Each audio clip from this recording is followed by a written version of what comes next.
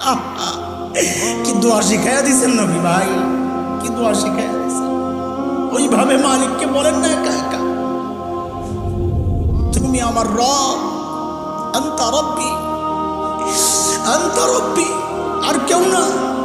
পাপ করছি তো তোমারই করছি, নাফরমানি করছি তো তোমারই করছি, আর কারো করি নাই। বানাইছো তুমি, এখন আমি যাবো কই? করে ফেলছি, এখন যাবো কই বলো? কি সুন্দর কথা।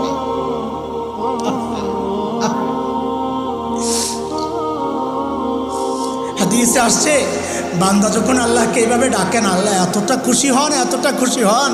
নবী বলেন, মরুভূমির মধ্যে যখন কারো বাহন হারায় যায়, ওই মরুভূমির বাহন হারানো এটা এই জমিনে থাইকা বুঝবেন না। শত শত মাইল বাড়ি ঘর নাই, পানি নাই, বৃক্ষলতাহীন জলশূন্য বালুকাময় জায়গা। হঠাৎ বাহনটা হারিয়ে গেছে, যে বাহন ছাড়া তার চলার কোনো ব্যবস্থা নাই।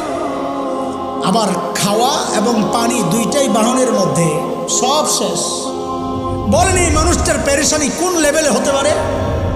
নবী বলেন, ওই মানুষটা যদি হঠাৎ তার বাহন, তার খাবার, তার পানিটা ফেরত পায়, সে যেমন খুশি হয়, বান্দা গুনাহ করার পর যখন আল্লাহর কাছে ফেরত আইসা আল্লাহরে ডাক দেয়, আল্লাহ ওই বান্দার উপর ওই রকম খুশি হয়।